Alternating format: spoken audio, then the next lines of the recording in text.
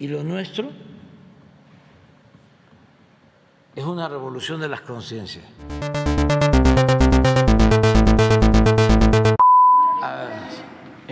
Buenos días, presidente. Buenos días a los secretarios aquí presentes, a la gente que nos escucha y, por supuesto, a la gente que nos ve fuera de nuestras fronteras. Soy Marco Antonio Olvera, del canal México News World y del periódico local en mi estado, Hidalgo News. Presidente, durante sus campañas rumbo a la presidencia de la República, su lema principal era el combate a la corrupción. El 1 de julio del 18, pues obviamente llega usted a la primera magistratura de este país después de 3 intentos.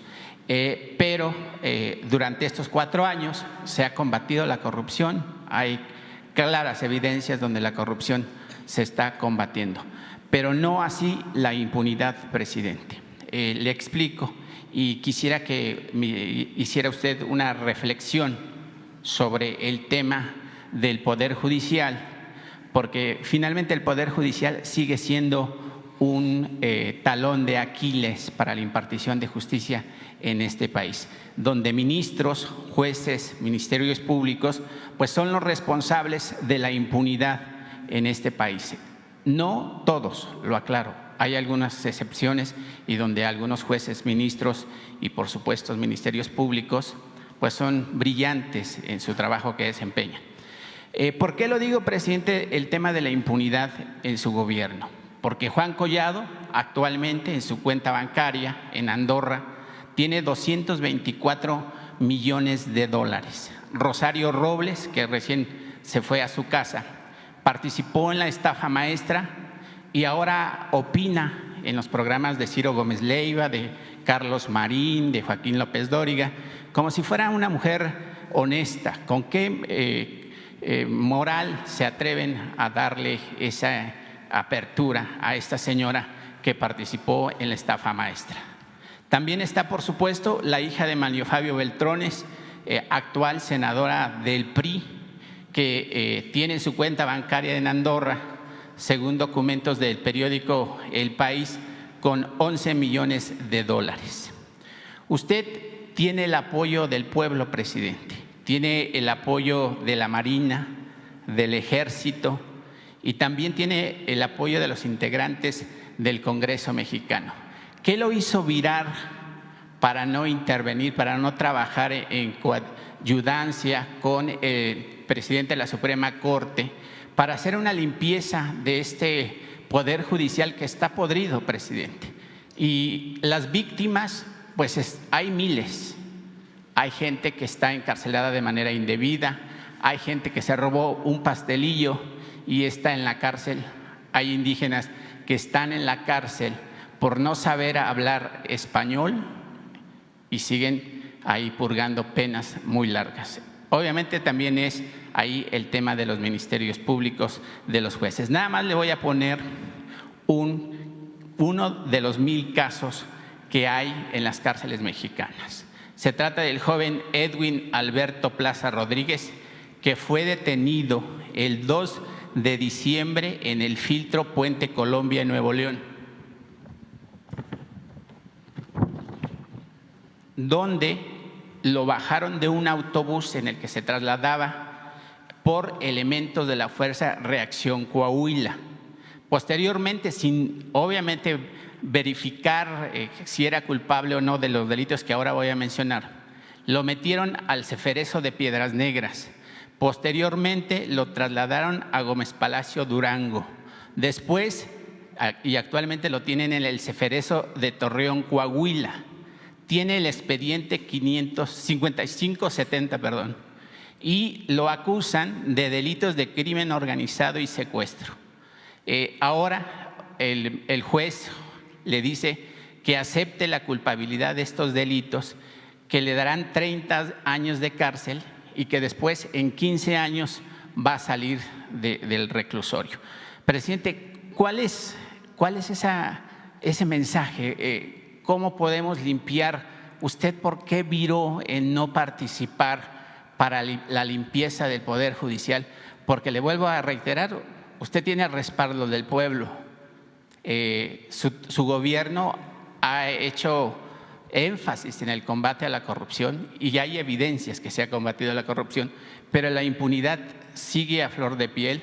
Pareciera que los delincuentes de cuello blanco se siguen burlando de México, pareciera que los delincuentes de cuello blanco pues se siguen paseando por las playas de Europa con carros Ferrari.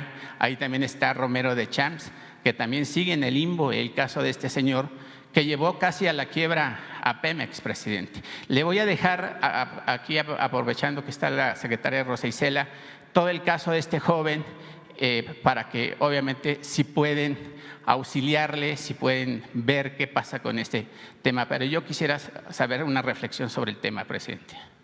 Bueno, ya he hablado del tema. Yo soy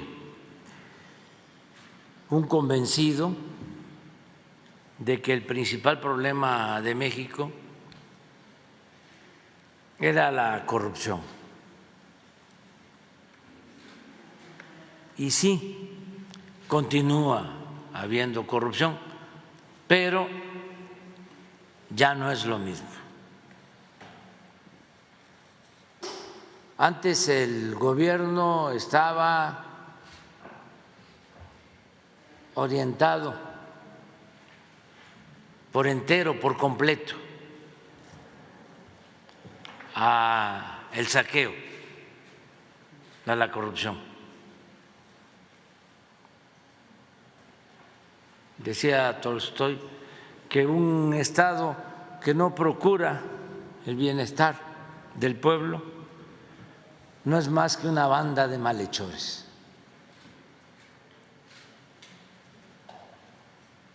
Y así estábamos. Porque siguen habiendo estas injusticias, ¿no? Pero ya la corrupción es delito grave, que no lo era. Ya no se condonan impuestos. Estamos hablando de 200, 300 mil millones al año de condonación de impuestos. Los de arriba no pagaban impuestos. Me canso de decirlo, porque además puedo probarlo. Las grandes empresas, los bancos, no pagaban impuestos. Y si pagaban, se los devolvían. Todo eso ya no existe. Ya no hay los jugosos contratos que se entregaban a empresas constructoras o a proveedores. De eso se terminó. Bueno, ya como aquí se explicó, aunque todavía no estamos satisfechos, porque era algo que estaba muy arraigado, como toda la corrupción, ya no se roban la cantidad de gasolinas que se robaban en el periodo neoliberal. Se robaban pues hasta 80,000 barriles diarios de gasolina. Ahora se están robando 5,000. No estoy a gusto con eso, pero de 80,000 a 5,000, esto nos ha significado, miren nada más, ¿por qué no pones el ahorro solo en el huachicol?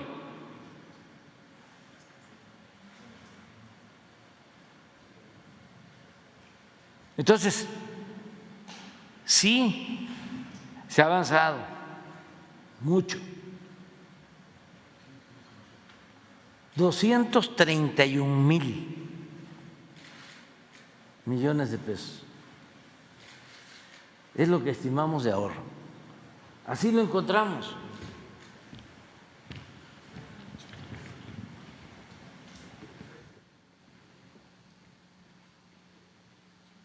$72,000 barriles. Diciembre del 18.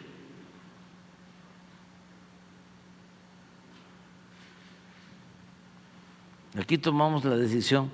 Nos ayudó el pueblo porque hubo bloqueos, nos destruyeron ductos, tuvimos que recurrir a la compra de más de 600 pipas, autotanques para transportar gasolina porque no lo podíamos hacer por los ductos. La gente nos ayudó porque hacía colas y aguantó, porque la mafia que dominaba esto pensaba que no íbamos a resistir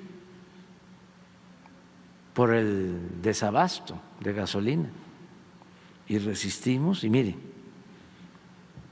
pero todavía 5.6, 5,600 barriles diarios. Entonces, sí se ha avanzado mucho. Hablaba yo de los contratos de obra que se entregaban, incluso contratos para todo, para el transporte de gas, para los reclusorios, para el mantenimiento de carreteras, todo privatizado.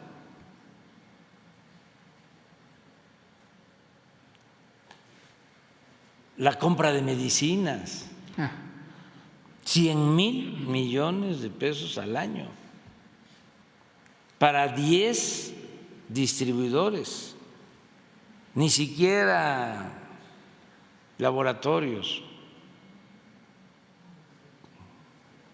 influyentes, traficantes de influencia. Se dedicaban a robar, a saquear. Ahora lo estamos constatando porque están con mucho coraje y se obnubilan y han desatado campañas de desprestigio, guerras sucias, cuando no es el plan del señor X, es el plan Chachalaca o el plan Guacamaya o el plan Sopilote o el Pejelic. Y ahí deben de estar pensando en otro, porque le agradezco mucho a la gente.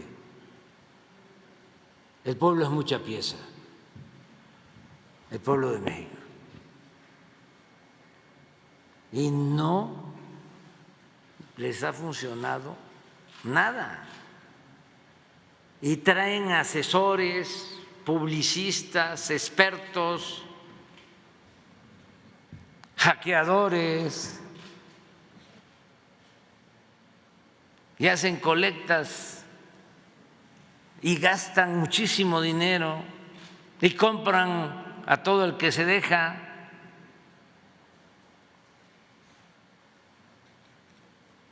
Y la mayoría de los medios en contra, con honrosas excepciones.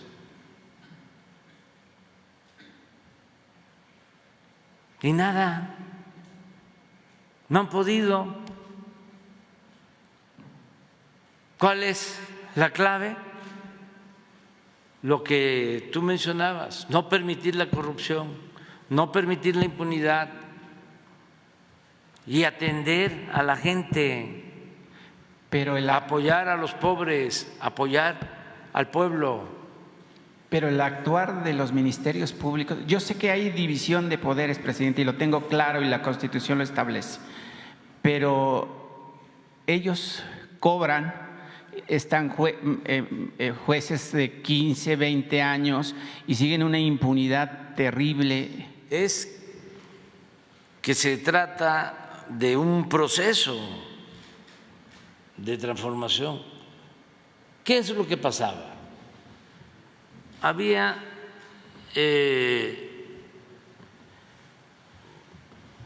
un proceso de degradación progresivo. En esencia, padecíamos de una decadencia, no solo de una crisis, sino de una decadencia, algo que afectaba lo económico, lo social, lo político, lo moral, lo ético. Por eso es una decadencia. ¿Cómo enfrentar una situación así? Pues solo con una transformación, arrancando de raíz la corrupción, iniciando una etapa nueva en la vida pública del país. No había otra opción. Si eso no se hubiese realizado, se hubiese seguido hundiendo el país y tendríamos no solo una crisis económica, una crisis de bienestar social, tendríamos una crisis de ingobernabilidad. Entonces, se necesitaba esta transformación, acabar con privilegios y poner como protagonista principal al pueblo de México, por el bien de todos, primero los pobres, porque solo así funciona un verdadero gobierno democrático. Solo así se puede sostener un gobierno que busca una transformación, apoyando al pueblo para que en consecuencia, en correspondencia, el pueblo apoye a su gobierno. Esa es la clave. Por eso no aplica Goebbels, no funciona, se acabó todo eso y espero que nunca más regrese. El que los medios de información, el cuarto poder, un grupo de presión que sometía a autoridades corruptas. Llegaron al extremo de ellos elegir, de ser los grandes electores y de imponer autoridades.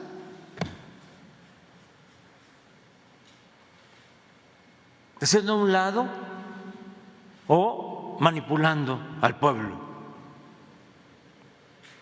Eso ya cambió, porque ha cambiado mucho la mentalidad de nuestro pueblo, pero es un proceso y es que todavía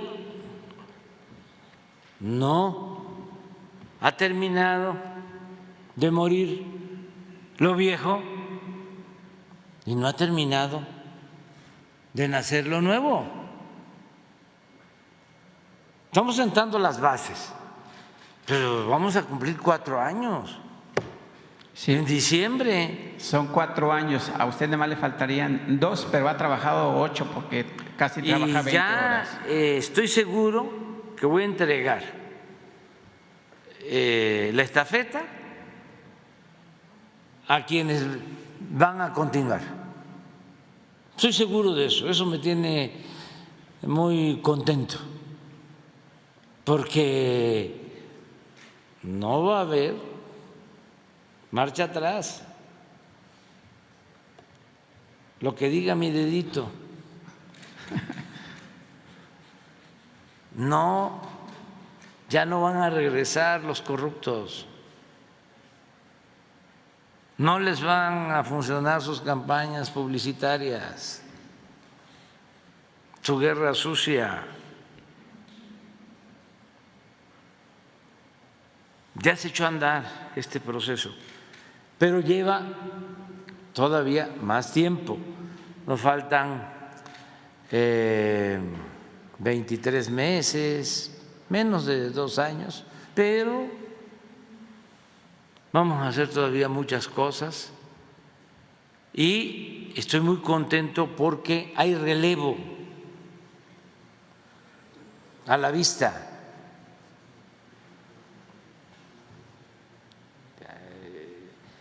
Eso pues es una garantía de que vamos a seguir adelante, transformando al país. Yo ya no voy a estar, porque me voy a retirar, traigo la banda finales de septiembre y me jubilo y políticamente desaparezco, no vuelvo a opinar, no quiero ser cacique, caudillo, líder moral, ya no puedo dar consejos. No voy a hablar de política, ni siquiera con mis hijos, con mi familia, nada. Ya termino mi ciclo y ya van a venir otros. Tu pregunta. La política, entre otras cosas, es optar entre inconvenientes. A mí me tocaba cumplir una tarea. A veces, como se dice coloquialmente, el que mucho abarca, poco aprieta. Y una de las cosas que se tienen que aprender es el que debe uno de priorizar. Hay 1000 problemas, grandes, graves problemas nacionales. A ver, de todos estos, ¿cuáles son los esenciales? Combate a la pobreza y seguridad. Por ejemplo, el combate a la pobreza, el combate a la inseguridad, el combate a la corrupción, el garantizar el bienestar, la felicidad del pueblo. Entonces, hay otras cosas que son importantes, pero que no se pueden resolver en en el corto, en el mediano plazo. Por eso algunos gobernantes que tienen éxito y cuentan con el apoyo de la gente y saben de que pueden hacer más, han optado por la reelección. Pero yo no soy partidario de eso. No es solo un asunto de principio, sino que hay que demostrar en los hechos que no se tiene tanto apego al dinero ni al poder. Es que ya cuando la persona se siente insustituible y se cae en el necesariato, ya es Porfirio Díaz o Santana.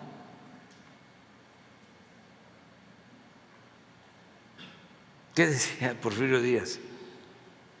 Ya esta va a ser la última vez. Hasta el periodista Krellman lo entrevistó en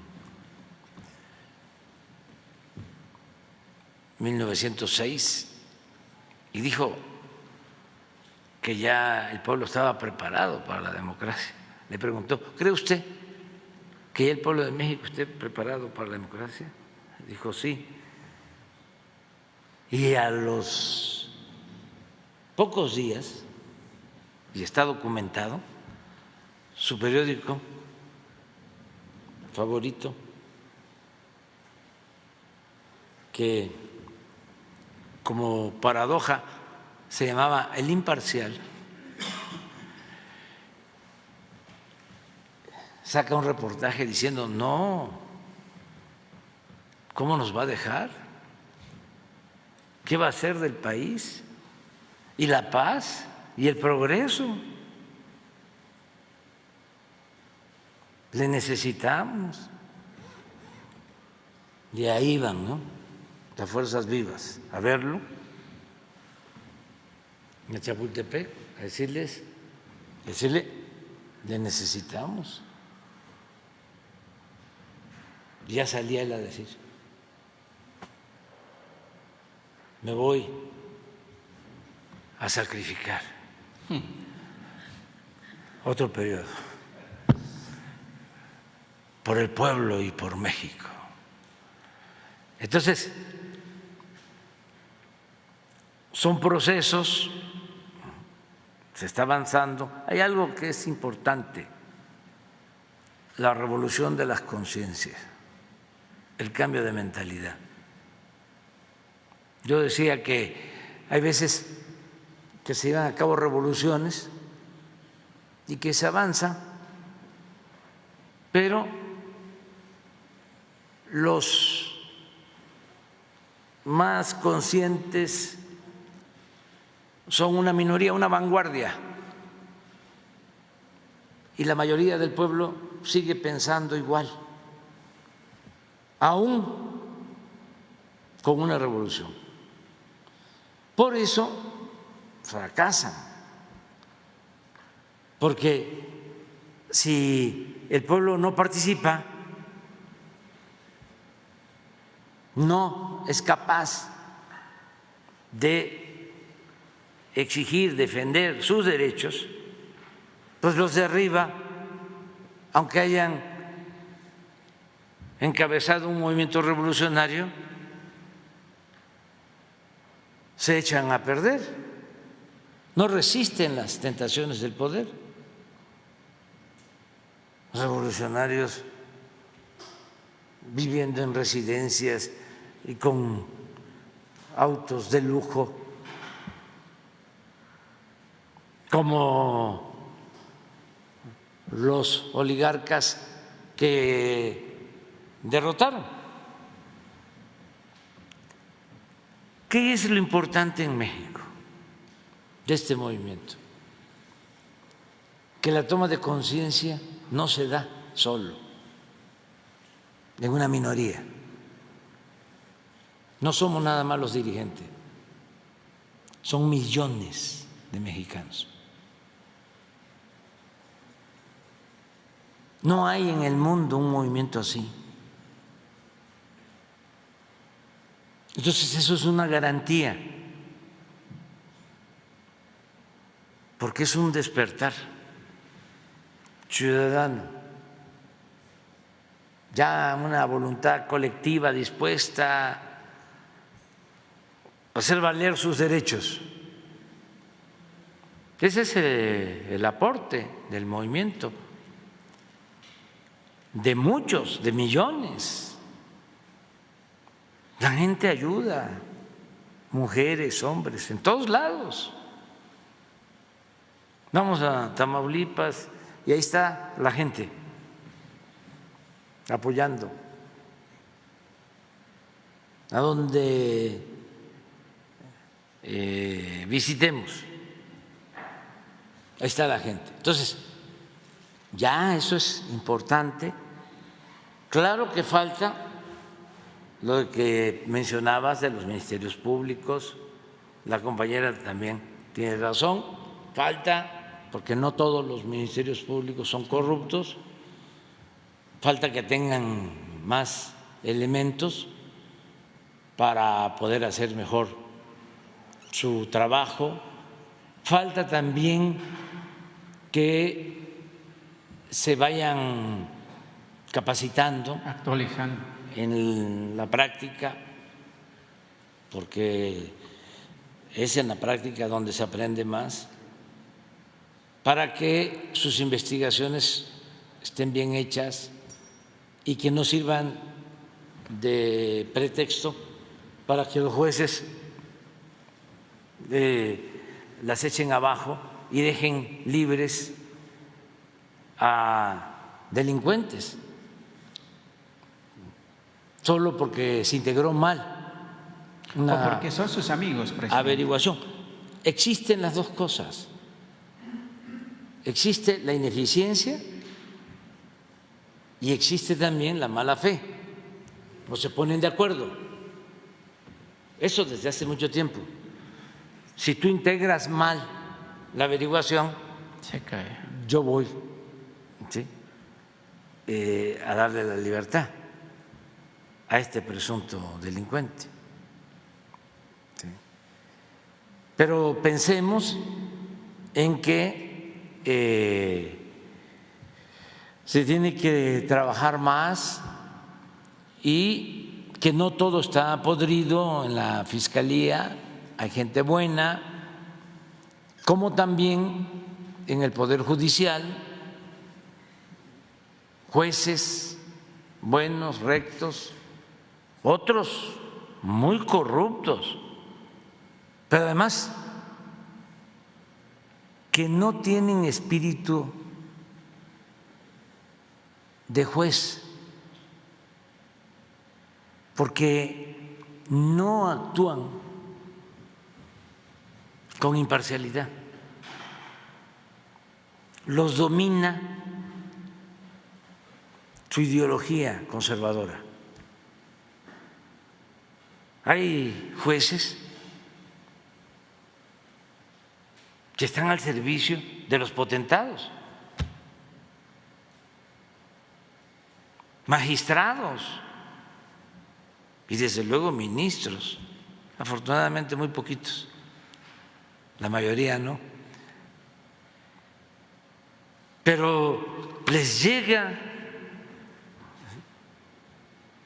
una petición de amparo de Repsol y de inmediato, o de cualquier empresa y de inmediato son como sus empleados y hasta lo hacen por gusto, no necesariamente por dinero. No es por el soborno, por la mochada, sino porque se identifican no les gusta defender el interés público. Aunque parezca increíble, les gusta defender lo personal, lo individual y sobre todo el interés económico, no el interés general, no el interés colectivo, no el interés público. De la nación. Ni a los pobres ni a la nación. Así hay muchos. Pero todo esto tiene que ir cambiando, se ha ido avanzando. Déjanos tu planteamiento de este joven que está detenido. Sí, presidente. Hemos estado viendo muchos casos. Es que hay cientos, decenas. Sí, muchos casos. Rosa Isela podría hasta informarnos sobre eso. Y acabo de conversar con el presidente de la Corte y ellos tienen también ya un programa para revisar todos estos asuntos, por ejemplo, donde hay personas detenidas que no han sido sentenciadas por años o personas detenidas porque no tienen quien los defienda. Hay algunos que no hablan el castellano. O que no hablan del castellano, ¿sí? Pero han liberado ya a muchos. Él me comentaba que en su informe próximo, al que voy a asistir, porque a eso vino, tuve pues la dicha de platicar con él, vino a invitarme a su informe, voy a asistir y él va a dar a conocer a cuántos el Poder Judicial les ha dado su libertad. Desde luego faltan, él está consciente y tú podrías hablar de algo de eso. Sí, señor, pero más adelante podemos dar un avance de cómo vamos. Bueno, pues eso, sí. Coméntalo. Gracias. Con su permiso, señor presidente, sí, efectivamente, por instrucción y presidencial, hicimos un grupo de trabajo que se realiza cada 8 días, se reúne ese grupo, trabaja en la semana y los miércoles nos reunimos precisamente con el Consejo de la Judicatura, con una representación para ir revisando casos que ustedes han solicitado y otros que muchos mexicanos, mexicanas que se acercan con el señor presidente en las giras, en los estados, en los municipios y le solicitan esa demanda, justicia. Entonces, estamos revisando diariamente un grupo de compañeros y compañeras, fundamentalmente abogados, y trabajando sobre todo para hacer posible que haya, pues en algunos casos, penas sustitutivas de delitos y en otros muchos casos que se puedan decretar, pues en algunos casos, amnistías.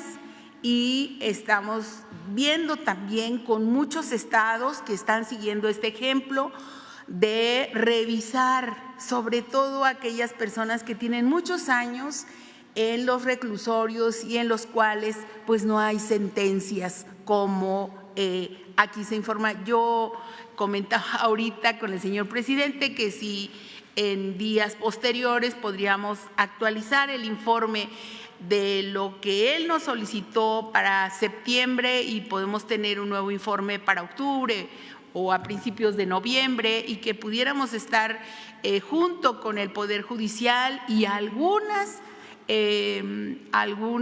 otros tribunales de los estados con los cuales han estado los jueces trabajando precisamente para lograr diversas ejecuciones de penas. Entonces, nosotros quedaríamos para ver algunos otros casos que, por cierto, van avanzando, y también tenemos noticias sobre algunos planteamientos que ustedes han hecho aquí al señor presidente. Con mucho gusto, presidente. Y rapidísimo, presidente, tengo varios temas, pero ya no los voy a hacer porque no le quiero quitar el tiempo, pero nada más voy a hacer dos recordatorios. Usted siempre habla de los migrantes, que son nuestra palanca de desarrollo, nuestro apoyo, el envío de más de 60,000 millones de dólares en remesas pese a la pandemia, pues ayudaron para que las economías de los municipios, las aldeas, los pueblos, las rancherías de nuestro México se sostuvieran y hubieran un consumo, por lo menos básico. Yo le planteé hace más de medio año que hay un migrante mexicano que se fue del estado de Veracruz, primero a Washington, ahora está en Texas, pues no tenía dinero para pagar su departamento, que además es un departamento del Infonavit. Aquí vino a la conferencia el director del Infonavit a decirle a usted que iba a ver el caso con el tema del banco Scotiabank. La cuestión es de que pues el señor vino a mentir, porque vino a decir que ya estaba arreglado el caso. La verdad es que no es cierto. Este migrante pues trabaja de cocinero, su madre, su mujer y sus hijos viven en ese apartamento y obviamente lo van a votar, como decimos, porque no ha llegado a ningún arreglo. El director del Infonavit no ha hecho caso, él vino a decir que ya estaba resuelto y la verdad es que no es cierto. El director del Infonavit seguramente tiene los datos, ojalá, presidente, que haya ese apoyo a los migrantes, porque finalmente pues se van para ganar dinero y resulta que les quitan la vivienda donde viven, presidente. Y ya por último, también le hice un planteamiento sobre más de 2,000 trabajadores petroleros de su estado. Usted dijo que se iba a reunir con ellos a fin de entrar en un diálogo. Yo no estoy pidiendo que les paguen, que les dé dinero de las arcas públicas del país, porque usted bien lo dice, que lo cuida y que además hay que distribuirlo de manera equitativa. Pero también aquí le voy a dejar con Jesús una resolución de la Suprema Corte de Justicia de la Nación donde dice que pues sí tienen todavía unos derechos ahí que yo desconozco porque yo no soy litigante, pero sí me gustaría, presidente, que tomaran en cuenta las voces de esos hombres y mujeres, que además usted también lo ha dicho, que son trabajadores que sin ellos no se hubiera vuelto a arrancar la operación de las plantas petroleras de este país, y así como los integrantes de la Comisión Federal de Electricidad, presidente. Sí, de acuerdo. Vamos a ver lo del Infonavit. De todas formas, nos vuelves a dar los datos, sí, y vemos lo de los trabajadores petroleros. Aquí le traigo el sobre, ahí está cerrado, sí, se lo entrego y ustedes ya, sí, tendrán la última palabra. Yo lo único que pido es que exista un diálogo, y usted lo ha planteado desde la trinchera de donde, sí, está, que el diálogo es el mayor acceso a la libertad. Sí, y siempre estoy dialogando, hablando con ellos, donde quiera que voy, estoy así, conversando. Y es una auténtica comunicación de mensajes de ida y vuelta. Y me están planteando cosas siempre, y les estoy dando respuesta y buscamos la forma de solucionar los problemas. Pero déjanos eso. Gracias, presidente. Sí, déjanos eso. Buen día. Muy bien. Te toca a ti, pero ¿sí? ¿Para mañana? ¿Sí puedes? Los dos. Los dos. Sí. Ellas dos, porque sí, la verdad, ya estaban señalados. A mí me gustaría de una vez ya de resolver, pero ellos dos. Sí, y ya después nos vamos ya mañana tengo todo el tiempo, pero además ahora tengo algo que decirles, y me voy a llevar otro tiempecito antes de irnos a desayunar, al café con leche con pan. Siéntese, siéntese. No, es que quiero presumir algo, ¿no? Quiero tirar aceite, quiero decirles que me dio mucho gusto dos cosas, o sea, que a lo mejor pasan desapercibidas y por eso las quiero subrayar. Uno, el resultado de la encuesta del INEGI sobre percepción sobre inseguridad en México. ¿Por qué no la pones? Porque la del INEGI, no, la de la percepción, y después la otra. Miren, esto es importantísimo.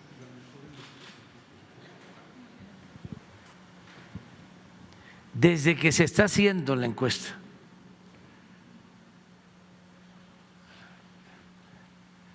en este trimestre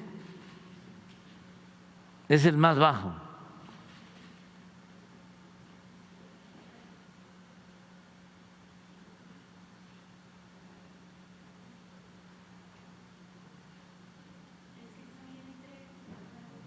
A ver, hay una.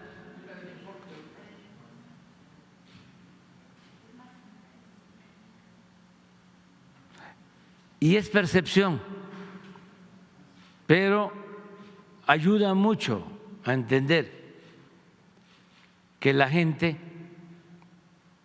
pues sí está sintiendo que estamos haciendo un esfuerzo para garantizarles la paz y la tranquilidad. Y la verdad, estamos trabajando para eso todos los días, con profesionalismo, de manera coordinada. A veces, por eso no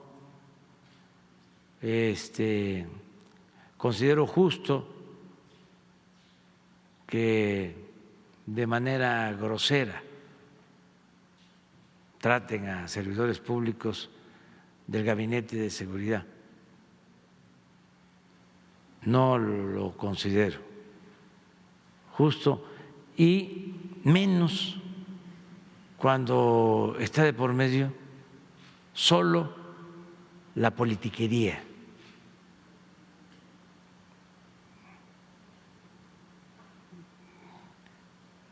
La militarización, dicen los conservadores hipócritas. ¿Quiénes fueron los que militarizaron el país? Ellos.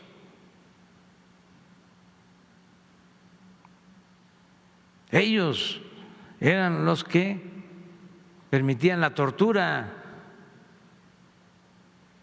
ellos permitían las masacres,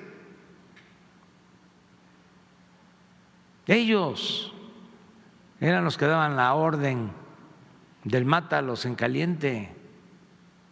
Y ahora, como buenos hipócritas conservadores, ¿no?,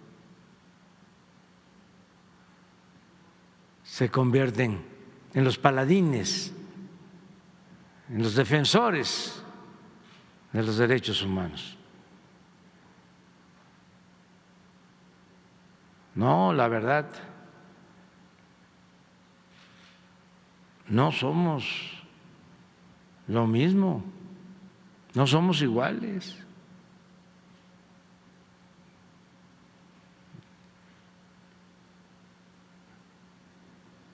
Tienen muy malos sentimientos, malas entrañas, son malos de Malolandia. Lo de ayer y lo de todos estos días. Espérenme, vea, pero qué gusto me da que la gente, no, ponme el anterior, que la gente se da cuenta.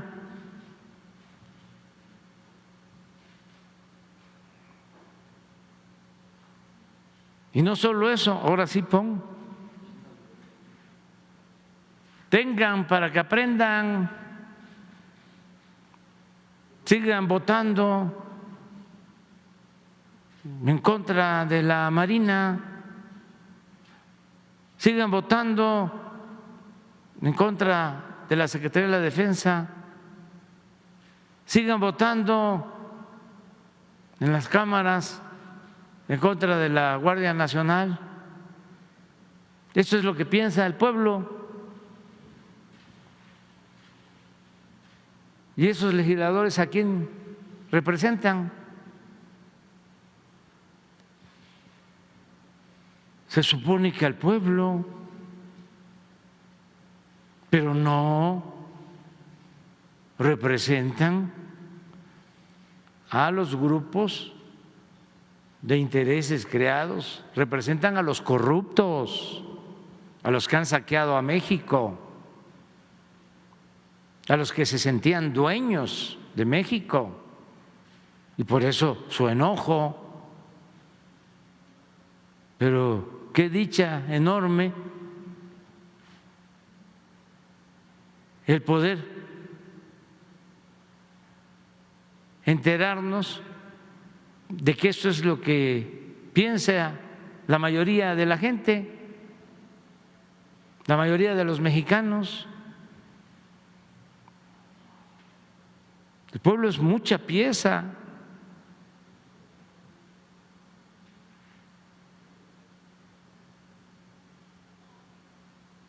Y nada más por respeto, y ahí se los dejo de tarea, no ponemos lo que piensa la gente de otros, de otras instituciones, porque ya es mucho. Pero ahí queda eso. Entonces ahora sí ya, café con leche con pan.